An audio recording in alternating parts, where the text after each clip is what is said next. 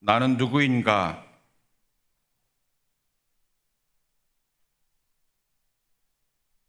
나는 누구인가?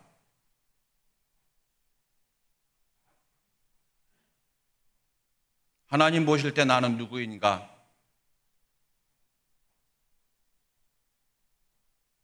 세상 사람들은 우리를 남자, 여자, 돈 많은 사람, 돈 없는 사람, 잘생긴 사람, 그렇지 못한 사람 등등으로 평가하겠지요. 하나님은 우리를 누구라고 하고 계신가? 그러므로 나는 누구인가? 나는 누구이어야만 되는가? 나는 어떻게 살아야만 되는가?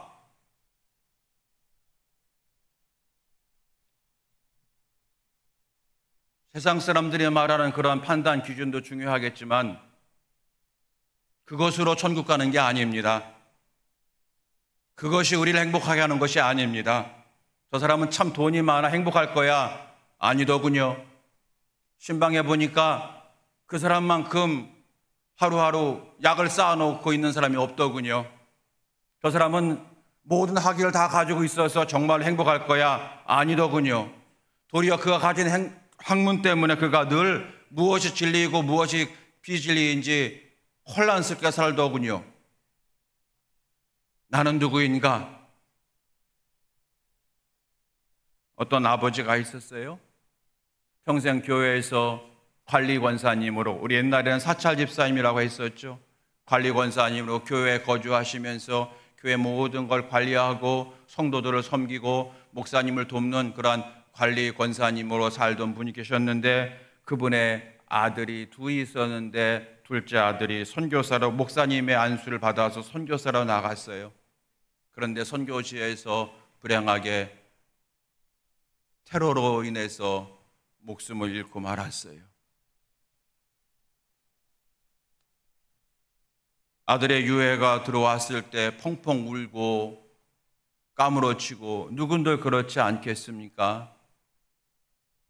마지막 장례식 이제 화장을 하고 그리고 마지막 절차를 마칠 때에 그의 아버지가 그 아들의 유해를 붙들고 이렇게 말하더군요. 목사님, 안녕히 가세요. 나는 누구인가? 권사님이기 때문에 비록 아들이지만 목사님으로 대우했다 뭐 그런 시시한 얘기 드리는 게 아니라 나는 누구인가? 이 세상에서는 여러분 목사님이 있고 장로님이 있고 집사님이 있지만 천국 가면 그런 거 없습니다. 다 성도예요. 나는 누구인가? 나는 성도다. 이 성도라고 하는 이름을 여러분 우리는 가볍게 여기지요. 그런데 여러분 천국의 문에서는 그게 딱 걸리는 거예요. 그게 성경의 약속입니다. 아무리 돈이 많고 아무리 많이 배웠다 하더라도 그것으로 천국 가는 게 아닙니다. 착한 일 하려고 교회 나오는 게 아닙니다. 물론 착한 일 해야죠. 천국 가려고 교회 나오는 건데 그건 성도가 돼야 되는 거예요. 다시 묻습니다. 나는 누구인가? 나는 성도예요. 그런데 우리가 성도 될 자격이 있었는가? 아니잖아요. 멀리 볼 것도 없이 지난 한 주간만 봐도 우리는 성도 될 자격이 없습니다. 저는 목사 될 자격이 없습니다. 한 주만 봐도 생각해도 그래요. 그런데 우리를 성도로 삼아주시는 거예요. 그래서 은혜입니다. 여러분, 이 내가 성도라는 사실만 잊지 않으면 바르게 살아가게 되어 있고요. 목적을 아니까 공부하게 되어 있고요. 게으르지 않게 되어 있고요. 세상에 휩쓸리지 않게 되어 있답니다. 오늘 여러분 나는 누구인가 늘 가슴에 새기시기 바랍니다. 나는 누구인가? 오늘 우리가 왜 예배를 드리죠? 성도이니까 예배를 드리는 거예요. 오늘 여러분 그 은혜가 다시 한번 여러분에게 새롭게 각인되어지게 되길 주의 이름으로 축원합니다. 우리가 오늘 온 세대 연합 예배인데 제가 지난달에 우리 온세대 연합예배를 드리면서 제가 약속한 게 있어요. 설교를 쉽게 하겠다고. 한 달 뒤 온세대 연합예배 드릴 때는 제가 설교를 쉽게 하겠다고 약속을 드렸어요. 그래서 제가 고민을 하다가 이 본문은 우리 아이들이 잘 알 수 있지 않을까. 그래서 제가 택한 거예요. 오늘 요한복음 2장 1절. 물이 변하여 포도주가 되었네. 이거예요. 그래서 좀 아는 분 있죠? 우리 중고등부 알죠? 우리 아동부도 다른 건 몰라도 우리 유치부도 아마 아는 친구도 있을 거예요. 그래서 이 본문을 제가 선택하게 된 겁니다. 오늘 설교 제목입니다. 기적을 이루시는 주님을 보라 하는 거예요. 기적을 이루시는 주님을 보라. 우리 여러분 지난주 설교 제목이 뭐였습니까? 우리 어르신들 지난주 설교 제목이 뭐였어요? 뭐예요? 그렇죠. 조각목이 언약궤로. 여러분 다른 건 다 잊으셔도 설교 제목만 기억하면 복 받는다고 말씀드렸죠. 조각목이 언약궤로.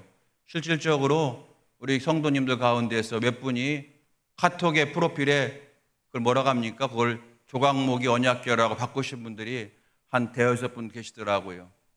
그리고 이제 그날 예배 끝나고 나서 저한테 목사님 조각목이 언약궤로요 이렇게 말씀하는 분이 한 서너 분 계시게요. 여러분 제가 지난주에 여러분에게 함께 저에게도 약속과 여러분의 약속을 했어요. 제목 기억하자. 길 가면서도 조각목이 언약궤로. 밥을 하면서도 조각목이 언약궤로. 낙심할 때 조각목이 언약궤로 하자는 거예요. 여러분 그거 하면 하나님이 역사할 줄로 믿습니다. 예, 오늘 여러분 그거예요. 오늘 여러분 제가 말씀을 많이 준비했는데 이거 안 전해도 되죠. 왜요? 제목만 기억하시면 돼요. 하나님 은혜를 받으면 되는 거잖아요. 오늘 여러분 설교 제목 기억하십시오. 기적을 이루시는 주님을 보라. 기적을 이루시는 주님을 보라는 거예요. 어떤 분이 이렇게 말씀하시더군요. 사는 게 왜 이렇게 힘든지 모르겠어요. 여러분 안 그러십니까? 세상에 내 능력으로 할 수 있는 일보다는 내 능력으로 할 수 없는 일이 더 많음을 새삼 깨닫게 되어져요. 그럴 때마다 사는 게 참 힘들다. 돈만 있으면 다 될 듯해서 열심히 돈을 벌었어요. 그런데 돈으로 해결되지 않는 일이 의외로 많더군요. 그리고 정말 중요한 것, 가정의 문제라든지 이런 것은 돈으로 절대로 해결이 안 돼요. 자녀가 좋은 대학이나 좋은 직장만 취직하거나 들어가면 다 될 줄 알았는데 그래서 자녀를 위해서 모든 걸 다 바쳤는데 남는 것은 허무함밖에 없다는 거죠. 건강만 하면 될 줄 알았는데 그래서 열심히 내가 건강을 하려고 애를 썼는데 도리어 건강한 몸이 도리어 독이 되더라는 거죠. 여러분 교회 생활도 마찬가지 아닐까요? 나만 잘 믿으면 될 줄 알았는데 교인들과의 관계 속에서 생각지도 못했던 일로 인해서 시험에 들기도 하더라는 거예요. 때로는 교회의 어떤 조직이 나를 피곤하게 하기도 하더라는 거예요. 그래서 우리 인생에는 뭔가 돌파구가 필요해요. 뭔가 이 현실을 돌파할 수 있고 나아가 채워지지 않는 인생의 허무함을 이 굴레를 채울 수 있는 그 무엇의 능력이 필요하지 않을까요? 그렇다고 우리가 가정을 뛰쳐나갈 수는 없지 않습니까? 그렇다고 잠시 우리가 교회를 쉴 수는 없지 않습니까? 하나님 살아계시고 천국과 지옥이 있고 우리에게는 가정과 교회라고 하는 울타리가 반드시 필요하기 때문에 내가 정말로 가정에서나 교회에서나 뭔가 막 허무하고 괴롭고 그리고 이 굴레 속에서 내가 허덕일 수 있겠지만 그렇다고 이걸로 내가 뛰쳐나갈 수는 없잖아요. 그게 해결책은 아니지 않습니까? 그럼 우리는 이 현실 속에서 돌파구를 찾아야 돼요. 지혜를 얻어야 돼요. 능력을 받아야 될 줄로 믿습니다. 그러면 우리는 그 능력을 어디서 얻을 수 있겠느냐 하는 거예요. 오늘 설교 제목이 그 답이 되는 겁니다. 기적을 이루시는 주님을 보라는 거예요. 이게 해답이에요. 본문을 여러분 잘 아시는 내용이면 다시 한번 확인을 정리해 보겠습니다. 예수님께서 모친 마리아와 함께 가나라고 하는 곳에 혼인잔치에 초대받아 가셨어요. 아마 모친 마리아와 친척 집에 잔치였던 것 같아요. 그래서 마리아가 하인들한테 이렇게 해라 저렇게 해라 이렇게 얘기할 정도가 된다고 하는 것은 아마 그래서 학자들은 아마 이렇게 마리아의 모친 마리아의 여동생 혹은 언니 정도 되지 않겠는가, 가까운, 이렇게 해석을 하기도 합니다. 유대 지역의 혼인잔치는 그 당시 매우 크게 했다고 그래요. 그래서 며칠간 혼인잔치를 하는데 처음에는 이 혼인잔치가 물 흐르듯이 잘 진행되어 갔습니다. 그런데 며칠간 계속되는 잔치에 준비한 음식이 떨어지기 시작했는데 다른 음식은 조금 떨어져도 되는데 이것만은 떨어지면 안 되는 거예요. 그게 바로 포도주입니다. 그 나라는 그래요. 우리나라는 그렇지 않지만 그 나라는 포도주만 떨어지면 안 돼요. 포도주가 떨어지면 그동안 잔치했던 모든 수고와 고생은 다 헛것이 되는 거거든요. 이게 유대인들의 전통이었답니다. 그런데 그 포도주가 떨어졌어요. 그런데 그 떨어진 포도주를 예수님이 채워 놓으셨습니다. 그것도 물로 포도주가 되게 하시는 기적을 일으켜 주셨습니다. 물이 포도주가 되는 기적을 일으키신 주님을 바라보자는 거예요. 자칫 폐장이 될 잔치집이 다시 기쁨과 즐거움으로 가득한 잔치집이 되게 하신 주님의 은혜를 사모하고 그 은혜를 이루실 주님을 보자는 거예요. 오늘 우리에게 이 은혜가 필요하기 때문에 그렇습니다. 나의 삶 속에 이것이 필요하거든요. 이제 제목과 같이 주님의 은혜를 사모하는 마음을 가지고 우리가 세 가지를 여러분과 함께 시간에 질문하면서 말씀을 풀어가겠습니다. 첫 번째, 기적은 언제 일어났느냐? 두 번째, 누가 기적을 맛보았느냐? 세 번째, 오늘 말씀이 그러면 내게 어떤 의미가 있느냐? 이 세 가지를 함께 풀어보고자 합니다. 첫 번째, 이 기적이 언제 일어났습니까? 하는 질문이에요. 이 기적이 언제 일어났나요? 요한복음 2장 3절 말씀, 포도주가 떨어진지라. 포도주가 떨어졌을 때에 기적이 일어났다는 거예요. 금방 와닿는 감동이 있으시죠, 여러분? 우리 인생에 뭔가 떨어질 때가 있어요. 그걸 고갈이라고 해야 됩니까? 탈진이라고 해야 됩니까? 허무함이라고 해야 됩니까? 아무튼 우리 인생에 뭔가 떨어지고 고갈될 때가 있어요. 재물이 그렇고, 때로는 재물, 때로는 건강이 고갈될 수가 있고, 때로는 사람과 사람과의 관계가 고갈되어서 직장에서의 삶이 힘들 때가 있고, 또 가정에서도 그렇고, 그럴 때 우리는 낙심할 수밖에 없고요, 절망할 수밖에 없잖아요. 세상에서는 이 고갈의 시점에 오게 되면 인생은 끝이야 라고 얘기합니다. 그런데 성경은 정반대로 얘기하거든요. 모든 것이 떨어진 그 시간이 기적이 일어나는 시작이 되더라는 거예요. 오늘 이 물이 포도주가 되는 기적이 언제 일어났습니까? 포도주가 가득할 때였습니까? 포도주가 떨어질 때였습니까? 떨어졌을 때였어요. 우리의 인생이 힘들고 어려울 때가 있잖아요. 그게 포도주가 떨어졌을 때라는 거예요. 그때에 성도는 낙심할 필요가 없다는 거죠. 하나님이 역사하실 시작이 바로 이 시점이라고 하는 거예요. 저는 주식을 잘 모르지만 주식을 잘하는 사람들이 그러더군요. 마지막 바닥을 쳤을 때가 살 시점이다. 그렇다면서요, 마지막 바닥을 쳤을 때가 구입할 시점이라는 거예요. 그리고 두 번째는 한번 구입하면 5년이든 10년이든 20년이든 계속 갖고 있으라면서요. 그러면 여러분 몇 배가 된대요. 저는 여러분 이게 신앙생활에도 꼭 같다고 저는 생각이 되어지네요. 제가 주식을 잘 모르지만 여러분 바닥을 쳤을 때 사는 것처럼, 살 기회가 되는 것처럼, 성경을 보니까 하나님은 아프게 하시다가 싸매시고 상하게 하시다가 그 손으로 고치시나니 욥기 5장 18절 말씀, 하나님 항상 우리를 새롭게 하시는 하나님이라고 하는 뜻이거든요. 내가 아플 때가 기회고 상했을 때가 기회라는 거예요. 낙심하지 말지니 때가 이르면 거두리라. 갈라디아 6장 8절 말씀이잖아요.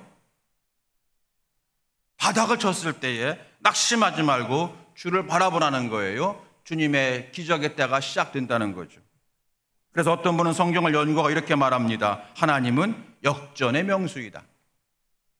또 이렇게 간증도 합니다. 벼랑 끝에서 만난 하나님의 은혜다. 여러분, 그래서 성도는요, 누가 성도냐? 문제가 발생했을 때, 문제가 생겼을 때에 다 끝났다.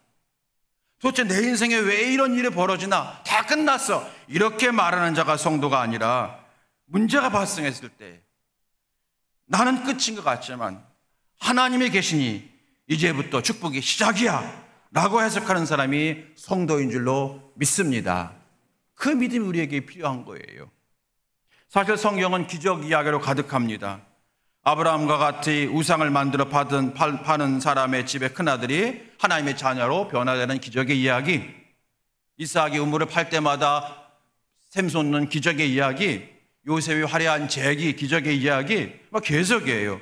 모세와 이스라엘 백성들이 홍해를 건넌 그런 기적의 이야기, 예수님 만나서 고쳐지는 기적의 이야기, 마음의 눌림과 허무함과 그 고통 속에서 괴로워하는 사람들이 예수님 만나서 회복되는 이야기, 사도들이 전하는 복음을 통해서 듣고 우상에 끌려가던 사람, 세상에 휩쓸리던 사람들이 돌아와서 하나님의 성도가 되는 이야기, 다 기적 이야기인데요. 성경은 기적 이야기입니다. 기적.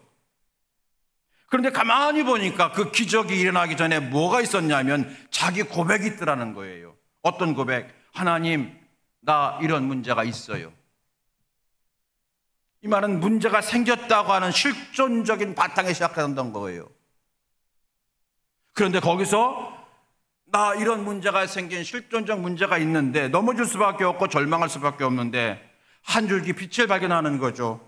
하나님 살아계시면 저 살아날 줄로 믿습니다. 이 고백이 있을 때에 성경이 나와는 모든 기적이 펼쳐지더라는 거예요. 오늘 여러분, 오늘 말씀, 언제 기적이 일어났느냐? 포도주가 떨어졌을 때다. 혹시 여러분, 요즘 여러분과 여러분의 삶 속에서 뭔가 떨어지고 탈진되고 고갈되는 상황이십니까? 낙심하지 마십시다. 하나님이 역사하실 때가 이뤘다. 그 믿음으로 주를 바라보는 자가 되어서 물이 포도주가 되어지는 변화의 주인공 다 될 수 있게 되기를 주님의 이름으로 축원합니다. 두 번째 질문입니다. 어떤 사람이 이 기적을 경험했느냐는 거예요. 믿지 않는 사람들은 말합니다. 저 사람은 행운아야, 럭키한 사람이야, 전생에 나라를 구했나 봐. 과연 그럴까요? 성경은 기적을, 오늘 물이 포도주가 되는 기적을 경험한 두 사람을 소개하는데요, 한 사람은 마리아고 한 사람은 하인들이잖아요. 먼저 예수님의 모친 마리아를 보십시오. 포도주가 떨어진 것을 알고서 마리아가 맨 처음에 한 행동은 뭡니까? 예수님께 알리는 행동이에요. 요한복음 2장 3절 말씀, 포도주가 떨어진지라 예수의 어머니가 예수에게 이르되 저들에게 포도주가 없다 하니, 예수님께 알렸어요.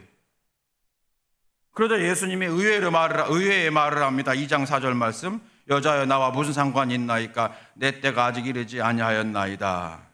여러분, 이 말씀은 여러분 깊게 생각하지 마시오. 어떤 분은 막 이 때가 언제냐, 이 의미가 뭐냐 막 고민하고 하는데, 여러분 그것은, 그게 정말 필요하다면, 예수님이 왜 이 말씀 하셨는가 정말 이게 필요하다면 아마 밑에 주석이 달렸을 거예요. 이 때라고 말씀하시면 이렇게 나와 있을 텐데 안 나와 있는 것은 별로 안 중요하다는 거예요.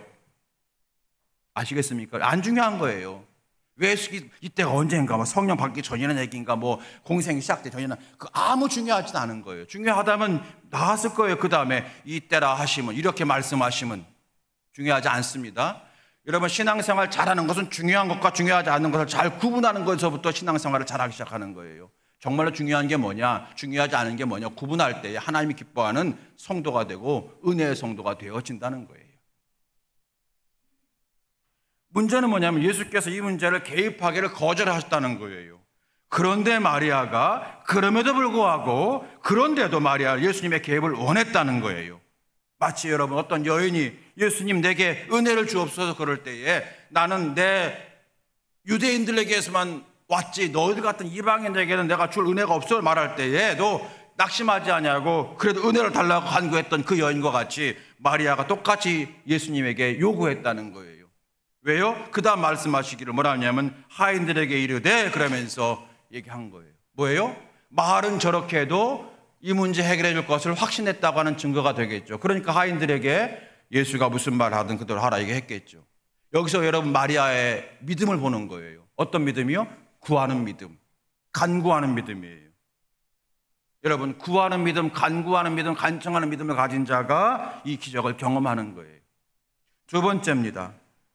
하인들에게 말하죠. 2장 5절 말씀. 그의 어머니가 하인들에게 이르되 너희에게 무슨 말 하시든지 그대로 하라 하니라. 아멘. 여러분, 이 말씀은 제가 따로 설명드릴 필요가 없을 것 같아요.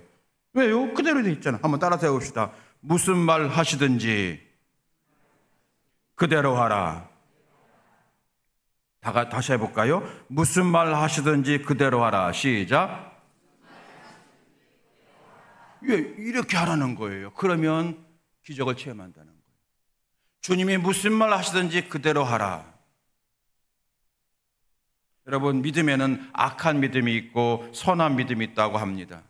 악한 믿음은 안 될 거야, 이 문제는 답이 없어라고 하는 믿음이 악한 믿음이래요. 선한 믿음은 여러 가지 어렵고 힘든 일이 많지만 주님이 나와 함께 하시니 그러므로 하나님이 역사하실 거야, 도와주실 거야 라고 하는 믿음을 갖는 것이 선한 믿음이래요. 우리 사랑하는 명함교회 성도 여러분, 악한 믿음이 아니라 선한 믿음을 품을 수 있기를 주의 이름으로 축원합니다. 또 믿음에는 약한 믿음도 있고 강한 믿음도 있다네요. 약한 믿음이 어떤 믿음일까요? 내 뜻대로 되지 않을 때에, 생각지도 않은 일로 상처받을 때에 주저앉아 버리는 믿음이 약한 믿음이라는 거예요. 강한 믿음은요, 어떤 일을 당해도 상처받지 아니하고, 아니 상처받으면 받을수록 더 주님 의지하는 그러한 믿음, 바로 이것이 강한 믿음이라는 거예요. 오늘 마리아가 오늘 선한 믿음과 강한 믿음을 보여주고 있는 거예요. 그래서 마리아가 오늘 기적을 체험하게 된 겁니다. 세 번째, 기적을 맛본 또 한 사람 부류가 있죠. 하인들이에요. 하인들은 음식을 만들고 음식을 만든 일을 돕는 사람들이었겠죠. 근데 이 사람들은 음식 전문가가 아닌 예수님이 시키니 그대로 합니다. 2장 7절 8절 말씀. 예수께서 그들에게 이르시되 항아리까지 물을 채우라 하신즉 아기까지 채우니 이제는 떠서 연회장에 갖다 주라 하심에 갖다 주었더라. 항아리에 물을 채우고 그 물을 포도주인 것처럼 갖다 주라는 거예요. 아니, 물을 채운 다음에 예수께서 드셔보시고 변했네, 됐어, 좀 농도가 아직도 부족하다, 물을 더 채워, 이렇게 하셨다는 이것도 아니고 그냥 채워라, 맛도 안 보시고 그냥 갖다 주라는 거예요. 하인들이 또 맛보지도 않았어요. 그런데 하인들이 갖다 주었어요. 포도주로 된 것을 믿고 갖다 주었다는 거예요. 이 믿음, 바로 이 믿음, 믿고 행하는 믿음, 순종하는 믿음을 가진 자가 기적을 체험하더라는 거예요. 주님의 기적은 간절히 구하는 자에게, 선한 믿음을 가진 자에게, 순종하는 믿음의 사람에게 주어지는 축복이라는 거죠. 마지막 세 번째입니다. 이 기적은 오늘 내게 어떤 의미가 있나요? 오늘 말씀이 여러분에게, 저에게 어떤 의미가 있습니까? 물이 포도주가 되게 했다, 물의 색이 변했다, 물의 맛이 변했다, 영적 의미가 많이 있겠죠. 인생의 맛이 변하고 인생의 색깔이 변하게 되었다는 뜻이겠죠. 근데 한마디로 말하면 이겁니다. 성경을 보니까 연회장이 10절에 이렇게 말합니다. 말하되 사람마다 좋은 포도주를 내고 취한 후에 낮은 것을 내거늘 그대는 지금까지 좋은 포도주를 두었다 하니라. 핵심 이겁니다. 좋은 포도주. 좋은 포도주. 바꿔 말합니다. 좋은 인생. 바꿔 말합니다. 좋은 아버지. 바꿔 말합니다. 좋은 엄마. 바꿔 말합니다. 좋은 목사, 좋은 장로, 좋은 교회. 좋은 포도주의 의미가 그거예요. 좋은 인생이 된다.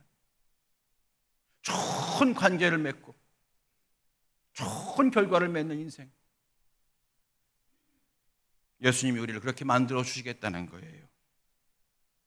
주님이 그렇게 하실 줄로 믿습니다. 그래서 기적을 이루시는 주님을 보라.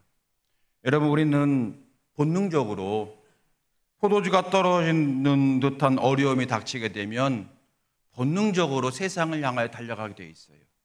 참 이상하죠? 그동안 멀쩡히 기도하던 자리를 박차고 세상으로 나갑니다. 여러분, 이것이 사탄의 유혹이에요. 예수님 바라볼 수 있길 주의 이름으로 축원합니다. 히말라야 산속 깊은 곳에 평생을 수도하는 수도사가 있었습니다. 하루는 산 아래 유명한 수도원의 원장 수도사가 찾아왔어요. 그러면서 내가 원장으로 있는 수도원은 예전에는 많은 사람들이 모여 있었고 젊은 사람들이 모여 있었고 하나님을 찬양하고 기도하는 훌륭한 수도원이었는데 지금은 수도원이 텅텅 비었습니다. 찾아오는 젊은이도 없고 찬양 소리도 그쳤습니다. 어떻게 하면 이 수도원을 다시 부흥시킬 수가 있겠습니까? 라고 논의를 했대요. 그러자 이 수도사가 말합니다. 그 수도사 중에서 사실은 비밀인데 사람의 모습으로 변장한 예수님이 계셔요. 당신들이 그 예수님을 알아볼 수 있어야만 수도원이 다시 부흥할 겁니다. 라고 답을 해주는 거예요. 이 말을 들은 원장 수도사가 수도원에 들어가서 다른 수도사들에게 얘기했어요. 우리 속에 사람으로 변장한 예수님이 계시다에 전해줬어요. 아무도 안 믿으려고 했어요. 그런 게 있어, 저 어디 있어? 그렇지만 수도사들이 혹시 그런 거예요. 그러면서 자기들 가운데 사람으로 변장한 예수님이 계실 건 아닌가라고 하는 마음을 갖게 된 거예요. 이때부터 수도사들이 조금씩 다른 마음으로 옆에 있는 수도사를 바라보기 시작한 거예요. 이 사람일까? 혹시 저분일까? 혹시 저분이 예수님이실까? 혹시 저분이 예수님이실까? 그러는 동안에 말도 조심하게 되고 믿음을 다시 추스르게 되고 사람들을 존중하기 시작한 거예요. 그러는 사이 수도사들은 찬송이 회복이 되었고 감사의 마음을 갖게 된 겁니다. 분위기가 확 바뀐 거예요. 수도원은 항상 감사의 찬양으로 충만해지고 그들이 이렇게 회복될 때에 많은 사람들이 수도원에 몰려오게 되고 많은 젊은이들이 모이기 시작해서 수도원은 다시 사람들과 젊은이들로 북적거렸고 썰렁했던 수도원이 많은 사람들로 그리고 은혜와 감사의 찬양으로 충만한 멋진 수도원으로 변했다라고 하는 이야기가 있어요. 여러분, 교훈이 있잖아요. 인생의 모든 문제의 해답은 예수님께 있다. 두 번째, 예수님 바라본다고 하는 것은 예수님을 의식하는 거예요. 여러분, 이 자리에 지금 예수님이 계신가요? 의식하는 거예요. 그럼 이 자리가 얼마나 소중한 자리가 되는 거예요. 교회 부흥은 여러분 다른 데 있는 게 아니에요. 지긋지긋한 내 가정이지만 주님이 지금 내 가정에 계십니까? 그걸 의식하는 거예요. 그러면 달라져요. 변화가 일어납니다. 그게 뭐가 달라지겠어? 아니에요. 나의 달라진 마음이 변화시키는 게 아니라 나의 달라진 마음을 보시는 하나님이 변화시켜 주시는 거예요. 이게 성경의 약속인 거예요. 예수님 바라보라, 이 말은 무슨 말이냐면 예수님을 의식하라. 항상 의식하세요. 그리고 예수님을 의지하세요. 의식하고 의지하고 의식하고 의지하고. 사랑하는 성도 여러분, 이제 말씀을 마칩니다. 우리 예수님은요, 우리의 길과 진리와 생명 되신다고 약속하셨습니다. 그렇기 때문에 우리가 예수님을 따라가면 우리 인생에 기쁨이 시작되는 것이고 우리 인생의 소망이 시작되는 것인 줄로 믿습니다. 여러분, 성도는요 7번 넘어져도 8번 일어나는 사람이 성도라고 성경은 말씀하고 있는 거예요. 여러분, 한 주간 넘어지셨습니까? 괜찮아요. 다시 일어나면 돼요. 할렐루야. 제가 할렐루야는 충청도 말로 못할 것 같아가지고 다시 일어나면 되는 거예요. 왜요? 주님이 계시잖아요. 기적을 이루시는 주님이 내 편이시잖아요. 그 하나님은 우리가 돈 많다고 잘생겼다고 권력 있다고 우리를 사랑하시는 것이 아니라 예수님을 의식하고 예수님 의지하는 믿음을 가질 때에 그분은 우리를 변화시켜 주시고 우리의 삶을 아름답게 만들어 가시는 능하신 분이 우리 주님이시기 때문에 그런 거예요. 여러분, 이제 한 주간 시작됩니다. 지난 주간에도 여러분 어려운 가운데서도 믿음으로 살려고 애쓰셨죠. 한 주간 조금만 더 합시다. 지난 주간보다 조금만 더 기도하시고요. 지난 주간보다 조금만 더 다르게 순종해 보십시다. 그렇게 한 걸음 한 걸음 나아갈 때에 하나님께서 사랑하는 모든 명함의 성도들을 붙들어 주시고 돌보아 주시고 인도해 주시고 축복해 주시고 은혜 주실 줄로 믿습니다. 저와 여러분의 삶에, 여러분의 가정에, 우리 명함교회 위에 기적을 이루시는 주님을 맛보아하는 놀라운 간증이 많아지게 되기를 주의 이름으로 축원합니다. 축원합니다. 우리 한 시간 한번 찬양해 볼까요?